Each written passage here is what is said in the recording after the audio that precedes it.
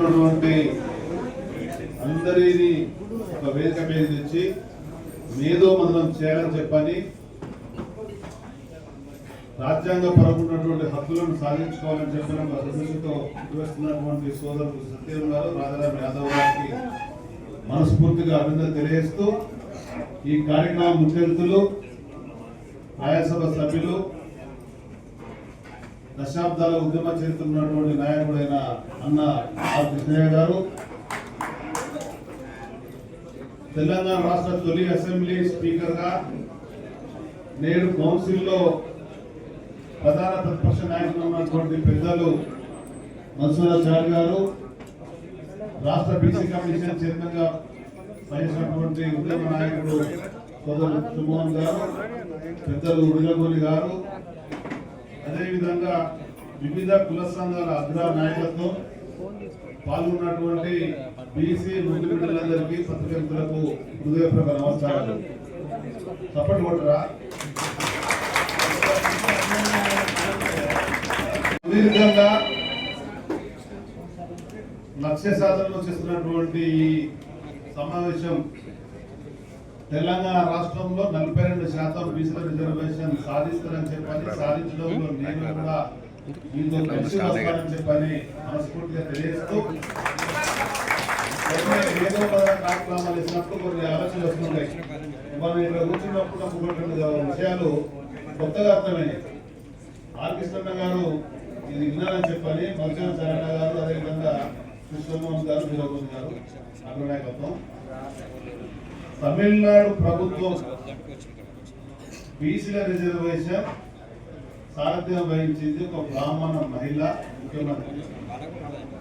అంటే మనసున్నటువంటి వాళ్ళు ముందుకు వస్తే మనం వాళ్ళను గౌరవించాలా, గౌరవిస్తామని దానికి అనుకున్నాగానే మన యొక్క ఆలోచన ఉండాలని చెప్పని కూడా ఒక విధంగా మీ అందరూ మనస్ఫూర్తిగా కోరుకుంటున్నాను. ఇంకొకటి, ఆనాడు బీసీ రిజర్వేషన్ల గురించి వెళ్ళినాడు ఈ ప్రపంచీకరణ కానీ ఆకృష్ణ ఆనాడు ఉన్నటువంటి పరిస్థితులలో కృష్ణమోహన్ గారు విషయార్థం చేసుకొని నాకు వచ్చిన ఆలోచన ఎంతవరకు ఉపయోగపడుతుందో కానీ, ఆనాడున్న పరిస్థితులలో గ్లోబలైజేషన్ కానీ, ప్రైవేటైజేషన్ కానీ, లిబరేషన్ కానీ లేదు.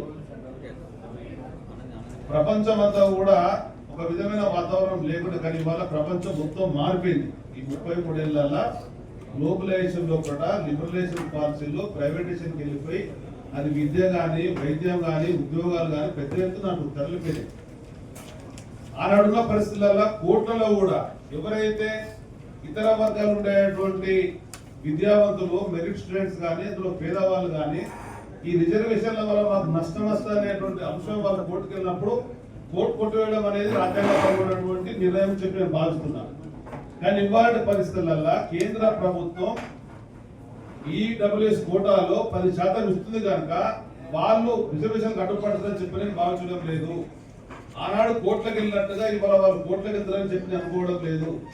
ఆర్కృష్ణ ఆనాడున్న పరిస్థితుల్లో రిజర్వేషన్ లేకుండే అందులో ఉండేటువంటి వాళ్ళు మేము కోల్పోతున్నాం అనే దాంట్లో వాళ్ళు ఉండడం అనేది రాజ్యాంగపరమైన హక్కు. దానికి అనుగుణంగా సుప్రీంకోర్టు ప్రభుత్వాన్ని జీవింపాలనేటువంటి ప్రధాన డిమాండ్తో మనం ముందుకెళ్దాం. అది సమగ్రంగా ఆలోచన చేయండి. ఈ నేరున్న పరిస్థితులలో ఈ ప్రైవేటైజేషన్ లో దాదాపు 80% ఇతర కులాల వాళ్ళే ఉన్నారు.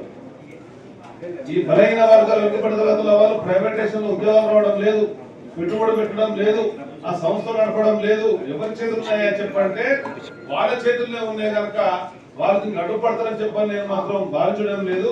అది మీరు లీగల్ ఒపీనియన్ తీసుకొని రాష్ట్ర ప్రభుత్వం జీవో వ్యవస్థ పెద్దలు మధుసూరాచారి గారితో మీతో పాటు మేము కలిసి వచ్చి ముఖ్యమంత్రి గారిని రాజకీయ రహితంగా గతంలో కూడా ఇదే సందర్భాల్లో ఆర్ కృష్ణ నాయకత్వంలో ఆడాడుతున్న పరిస్థితులలో భారత ప్రభుత్వం కులగణన చేయాలా, దానికి అసెంబ్లీ తీర్మానం చేయాలని చెప్పంటే నేను ఇదే విధంగా మాట ఇచ్చినాను. అన్నటువంటి వేదికగా మాట ఇచ్చిన మరొక క్షణమే నేను ఆనాటి ముఖ్యమంత్రి పెద్దలు కేసీఆర్ గారు కలిసి ఇట్లా బీసీ సంఘ సమావేశంలో నేను పాల్గొన్నా. వాళ్ళు 2-3 ప్రధాన డిమాండ్లు అడిగినారు, మీ చేతిలో ఉందని చెప్పంటే వారు వెనువెంటనే ఆనాడున్న పరిస్థితులలో కేంద్ర ప్రభుత్వాన్ని తీర్మానం చేస్తే ఆర్కృష్ణ స్వయంగా అసెంబ్లీకి వెళ్లి ఆనాటి ముఖ్యమంత్రికి ధన్యవాదాలు జరిగింది. ఆనాడున్న పరిస్థితి అది ఉండే. కానీ ఇవాళ పరిస్థితులు మారినాయి. ఎన్నికలకు రాజకీయ పార్టీలు ఏ రాజకీయ పార్టీ అయినా కానీ మన ఎన్నికల మేనిఫెస్టోలో పెట్టుకుంటాయి. ఆ ఎన్నికల మేనిఫెస్టోలో ఏ విధంగా ఓట్లు తీసుకోవాలా, ఏ విధంగా అధికారంలోకి రావాలా, ఏ విధంగా ఇచ్చిరామలో పెట్టుకునేటువంటి ప్రయత్నం చేస్తుంటుంటాయి.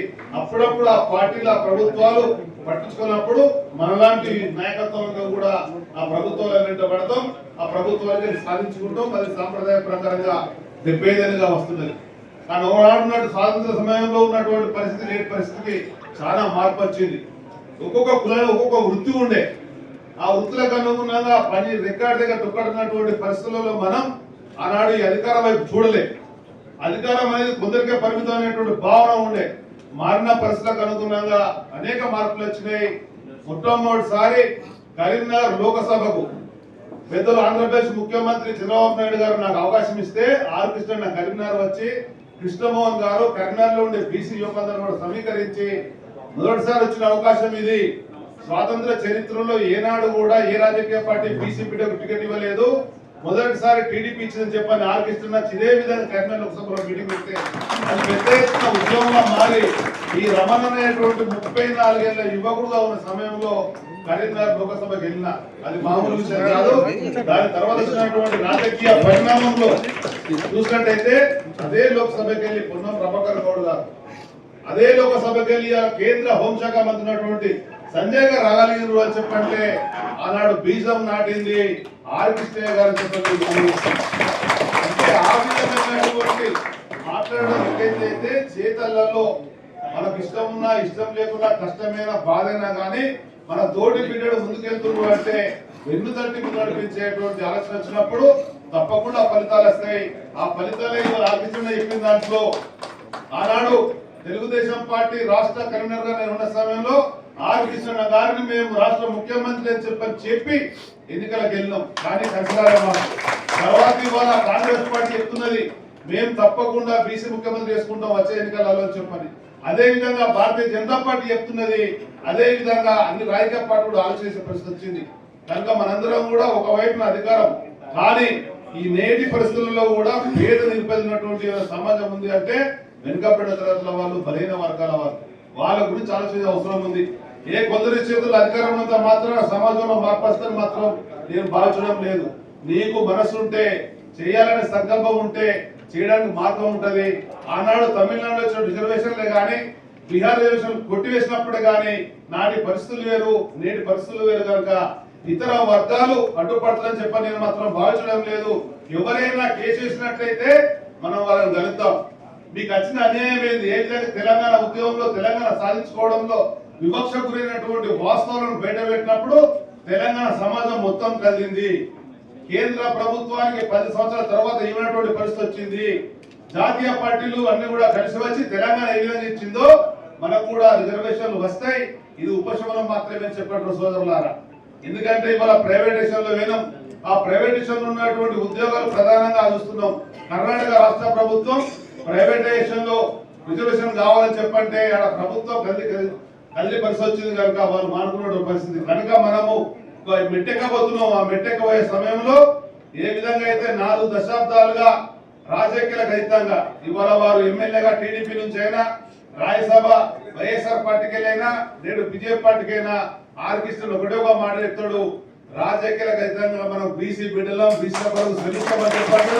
అది మేమందరం కూడా ఖచ్చితంగా ఉండి ఆ విధమైనటువంటి స్ఫూర్తితో ముందుకెళ్దామని చెప్పని ఒకవైపున లీగల్ గా, మరొక వైపున అధికార పరంగా, మరొకటి చట్టం అయితే మనకు ఉండేటువంటి న్యాయస్థానం పరంగా వెళ్ళడానికి కొరకు మీతో కలిసి వస్తారని చెప్పని నన్ను ఆహ్వానించినటువంటి సత్యం గారికి, రాజేంద్ర గారికి, వేదిక ప్రతినిధులు కూడా ప్రత్యేక ధన్యవాదాలు.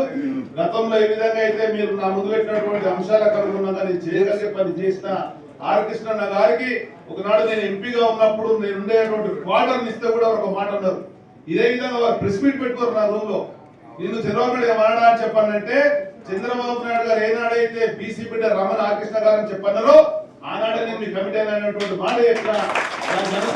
వారి నాయకత్వంలోనే చంద్రబాబు నాయుడు గారు కేంద్ర మంత్రిగా ఉన్నా కానీ ఆర్ కృష్ణ గారి పేరు మీద అపాయింట్మెంట్ తీసుకొని ఆర్ కృష్ణ గారి నేతృత్వంలోనే కృష్ణమోహన్ గారు కానీ, నాయుడు గారు కానీ, కేంద్ర మంత్రులు కానీ పార్లమెంట్ సభ్యులు తీసుకెళ్లిన ఆ స్ఫూర్తితో నేను మరింత మీతో కలిసి పనిచేయడానికి ఒక మాజీ లోకసభ సభ్యులుగా నేడు ఎమ్మెల్సీగా కలిసి ఉంటారని చెప్పని, మిత్రులు విజయవంతంగా చెప్పని, ఉద్యమ చరిత్ర ఉండి ఉద్యమంలో అనేకమైనటువంటి కోల్పోయినటువంటి నాయకులు మరింత ఎదగాలని చెప్పని మనసారా కోరుకుంటూ ధన్యవాదాలు. జై తెలంగాణ, జై బీసీ. Thank you.